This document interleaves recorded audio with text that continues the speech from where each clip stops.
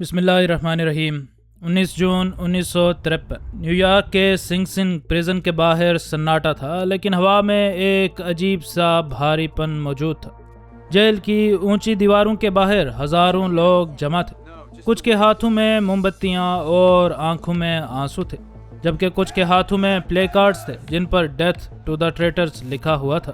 ادھر جیل کے اندر ایک میاں بیوی اپنی زندگی کے آخری لمحات گن رہے تھے۔ یہ تھے جولیس اور ایتھل روزنبرگ۔ یہ کوئی پروفیشنل گینگسٹرز یا سیریل کلرز نہیں تھے، یہ ایک عام سا دکھنے والا جوڑا اور دو ننھے بچوں کے ماں باپ بھی تھے، لیکن ان پر الزام اتنا سنگین تھا کہ پورا امریکہ دہشت میں تھا۔ ان پر الزام تھا کہ ان نے انسانیت کا سب سے خطرناک ہتھیار دی ایٹامک بم دشمن کے ہاتھوں میں بیچ دیا ہے۔ سوچئے، وہ فارمولا جو شہروں کو راکھ بنا دے، وہ بلو پرنٹس جو صرف امریکہ کے لاکر میں ہونے چاہیے تھے، وہ اب روسی لیڈر سٹالن کے میز پر موجود تھے۔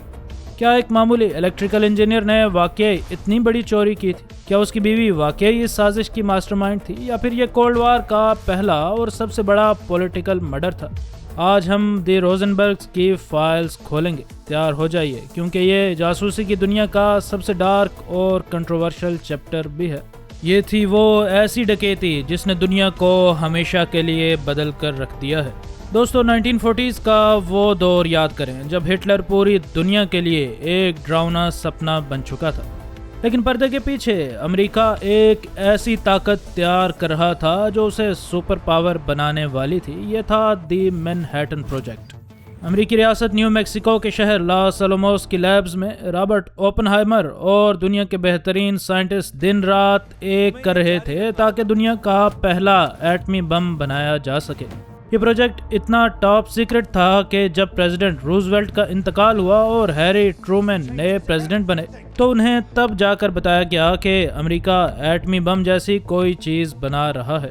لیکن سوچئے، جو بات امریکہ کے نئے پریزیڈنٹ تک کو نہیں پتا تھی، وہ ماسکو میں بیٹھے جوزف سٹالن کو پہلے سے ہی معلوم تھی۔ سٹالن کو خبر تھی کہ اگر امریکہ کے پاس یہ بم آ گیا تو سوویت یونین کی حیثیت ختم ہو جائے گی، اور پھر امریکہ کو اکیلے دنیا کا سپر پاور بننے سے کوئی نہیں روک سکے گا۔ اس لیے کرملن نے اپنے سب سے شاطر جاسوسوں کو امریکہ کی رگ رگ میں اتارنے کا پلان بنایا۔ انہیں سلیپر سیلز کہا جاتا تھا، اور ان کے مشن کی بات کی جائے، بم کا فارمولا چراؤ، بلو پرنٹس حاصل کرو اور سوویت یونین کو نیوکلیئر پاور بننے میں مدد دو۔ یہ جنگ میدان جنگ میں نہیں، بلکہ یہ فائلز کی چوری کی ایک ایسی ریس تھی جس میں ہارنے کا مطلب ان جاسوسوں کے اپنے ملک یعنی روس کی تباہی کی صورت میں نکل سکتا تھا۔ اب سوال یہ تھا کہ اتنی بھاری سیکیورٹی میں چھید کیا کیسے جائے؟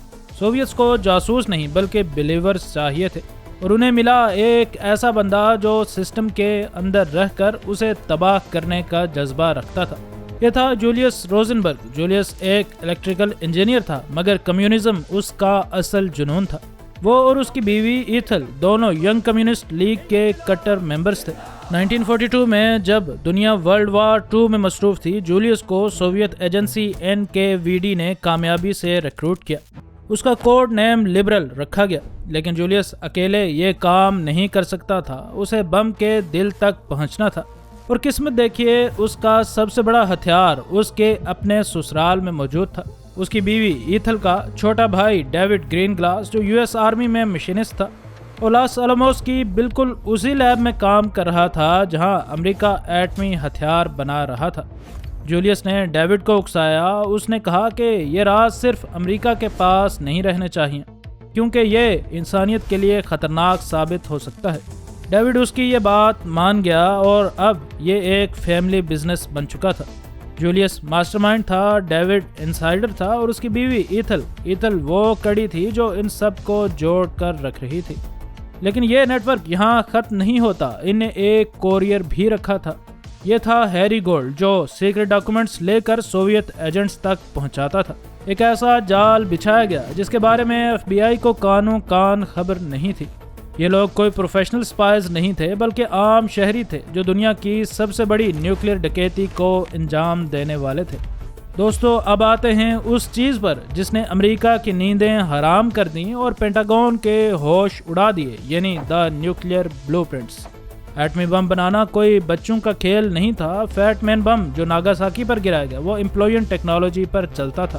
اس کا مطلب یہ تھا کہ پلوٹونیم کی کور کو ہر طرف سے برابر دباؤ دینا تاکہ نیوکلیئر چین ری ایکشن شروع ہو سکے۔ یہ دباؤ دینے کے لیے ہائی ایکسپلوزیو لینزز کی ضرورت ہوتی تھی۔ اگر ایک لینز بھی مائکرو سیکنڈ کی دیری سے پھٹتا تو بم مس ہو سکتا تھا۔ ڈیوڈ گرین گلاس لاس الاموس میں بالکل اسی ٹیکنالوجی کے سانچے بنا رہا تھا۔ اس نے کاغذ کے ٹکڑوں پر ان لینزز کے کمپلیکس ڈیزائنز اور بم کے انٹرنل سٹرکچرز کے رف سکیچز بنائے۔ یہ سکیچز کوئی عام ڈرائنگ نہیں بلکہ یہ موت کا وہ نقشہ تھا جو دنیا کا بیلنس ہمیشہ کے لیے بدلنے والا تھا۔ لیکن یہ راز لاس الاموس کی لیبارٹری سے نیو یارک تک پہنچانا سب سے بڑا چیلنج تھا، اور سب سے بڑی پرابلم یہ تھی کہ جب یہ راز لے جانے والا بندہ یعنی ہیری گولڈ ڈیوڈ کے پاس جائے گا تو وہ ویریفائی کیسے کرے گا کہ ہیری ہی اس کے پاس آیا ہے، کیونکہ ڈیوڈ تو ہیری سے ملا نہیں تھا اور نہ مل سکتا تھا۔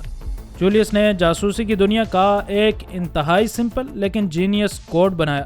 اس نے جیلو یعنی مٹھائی کے ایک خالی ڈبے کو بیچ میں سے ٹیڑھا میڑھا کاٹ دیا۔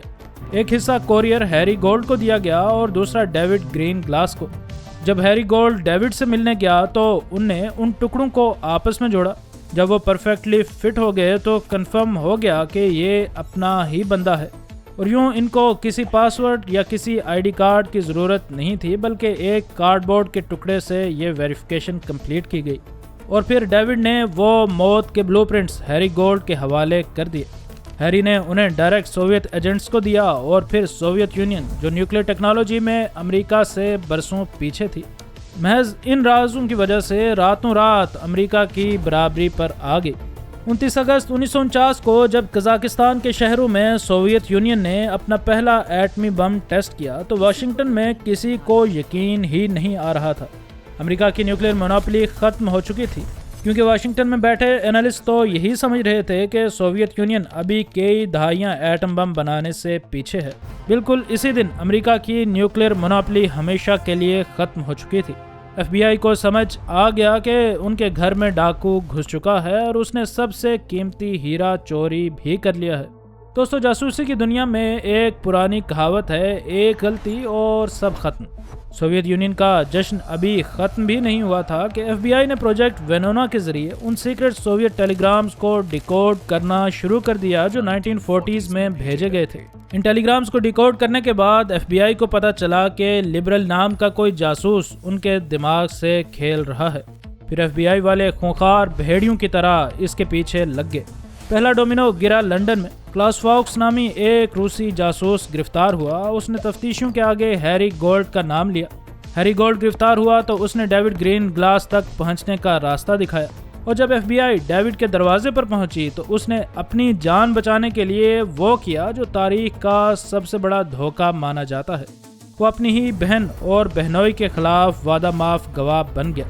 ڈیوڈ نے گواہی دی کہ جولیس نے اسے بلو پرنٹس چرانے کو کہا اور ایتھل نے ان سیکرٹ ڈاکومنٹس کو اپنے ٹائپ رائٹر پر ٹائپ کیا۔ جولائی 1950 میں ایف بی آئی نے جولیس کو اس کے گھر سے اٹھایا اور بالکل اس کے کچھ ہی دن بعد ایتھل کو بھی گرفتار کر لیا گیا۔ ان کے 2 چھوٹے بچے مائیکل اور رابرٹ اپنے ماں باپ کو اپنی آنکھوں کے سامنے گرفتار ہوتے ہوئے دیکھ رہے تھے۔ شاید انہیں یہ نہیں پتا تھا کہ وہ ان کو آخری بار دیکھ رہے ہیں، لیکن یہاں ایک بہت بڑا ڈرٹی گیم کھیلا گیا۔ ایف بی آئی کے پاس جولیس کے خلاف تو ثبوت تھے، مگر ایتھل کے خلاف کچھ بھی ٹھوس شواہد موجود نہیں تھے۔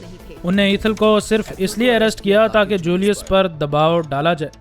ایف بی آئی چاہتی تھی کہ جولیس ٹوٹ جائے اور سوویت سپائی رنگ کے باقی لوگوں کے نام بھی بتا دے۔ انہوں نے ایتھل کو ایک ہاسٹیج کی طرح استعمال کیا، مگر جولیس روزنبرگ پتھر کا انسان نکلا۔ اس نے موت کو گلے لگانا قبول کیا، مگر ایک لفظ نہیں بولا۔ اس کی یہ خاموشی اس کی بیوی کے لیے موت کا پروانہ بن گئی۔ مارچ 1951 کورٹ روم میں سانس لینا مشکل تھا۔ جج ایروین کاؤفمین نے انہیں کوئی رحم نہیں دکھایا۔ ان کا فیصلہ موت۔ جج نے کہا، آپ کا یہ جرم قتل سے بھی سنگین ہے۔ آپ نے وہ طاقت دشمن کو دی ہے جس سے پوری انسانیت خطرے میں پڑ چکی ہے۔ 5 اپریل 1951 کو کورٹ نے آخر الیکٹرک چیئر کے ذریعے ان کو سزائے موت دینے کا حکم سنا دیا۔ دنیا بھر میں اس کے خلاف مکسڈ ریئیکشنز آئے۔ البرٹ آئنسٹائن سے لے کر پوپ پائس 12 تک سب نے پریزیڈنٹ آئزن ہاور سے رحم کی اپیل کی۔ لوگ چیخ رہے تھے انہیں معاف کر دو، یہ صرف سیاست کا شکار مہرے ہیں، لیکن کولڈ وار کا خوف انسانیت پر بھاری پڑ گیا۔ پریزیڈنٹ نے ہر اپیل رد کی۔ ان کا کہنا تھا یہ غداری معاف کرنے کے قابل نہیں ہے۔ 19 جون 1953 سورج ڈھلنے سے پہلے جولیس روزنبرگ کو پہلے چیئر پر لایا گیا۔ انہیں ان کے سیل سے نکالا گیا، الیکٹرک چیئر پر بٹھا کر بیلٹس باندھی گئی۔ ایک زوردار جھٹکا اور جولیس ہمیشہ کے لیے خاموش ہو گیا۔ لیکن اصل ٹریجڈی ابھی باقی تھی۔ ایتھل روزنبرگ کی موت تاریخ کی سب سے دردناک ایگزیکیوشنز میں سے ایک تھی۔ ایتھل کو چیئر پر بٹھایا گیا، پہلے 3 شاکس دیے گئے، لیکن جب ڈاکٹر نے چیک کیا تو ان کا دل ابھی بھی دھڑک رہا تھا، وہ ابھی زندہ تھیں۔ جلاد نے گھبرا کر 2 مزید ہیوی شاکس ان کو دیے۔ کہا جاتا ہے کہ جب ان کا جسم چیئر سے اٹھایا گیا تو ان کے سر سے دھواں نکل رہا تھا۔ ایک ماں، ایک بیوی اور مبینہ طور پر ایٹمی سپائی اب صرف ایک لاش بن چکی تھی۔ دہائیوں تک یہ بحث چلتی رہی کہ کیا روزنبرگز معصوم تھے، کیا انہیں صرف کمیونزم سے نفرت کی بنا پر مارا گیا۔ مگر 1995 میں دنیا ہلا دینے والا سچ دی وینونا پیپرز کی شکل میں سامنے آیا۔ امریکہ نے وہ سیکرٹ سوویت ٹیلی گرامز ڈی کلاسیفائی کر دیے جو ان نے 1940s میں ڈیکوڈ کیے تھے۔ ان ڈاکومنٹس نے تصدیق کی کہ جولیس روزنبرگ واقعی ایک کٹر سوویت سپائی تھا اور اسی کا کوڈ نیم لبرل تھا اور اس نے واقعی بلو پرنٹس لیک کیے تھے۔ مگر اس کی بیوی ایتھل کا کیا؟ وینونا فائلز نے سب کو حیران کیا۔ ایتھل کے خلاف جاسوسی کا کوئی ریکارڈ نہیں ملا۔ ڈیوڈ گرین گلاس نے موت سے پہلے اعتراف کیا کہ اس نے اپنی بہن کے خلاف جھوٹی گواہی دی تھی تاکہ وہ اپنی بیوی رتھ کو بچا سکے۔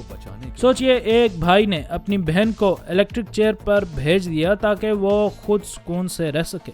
روزنبرگز کی کہانی صرف جاسوسی نہیں بلکہ دھوکے، آئیڈیالوجی اور فیملی بیٹریل کا ایک خونی کاکٹیل ہے۔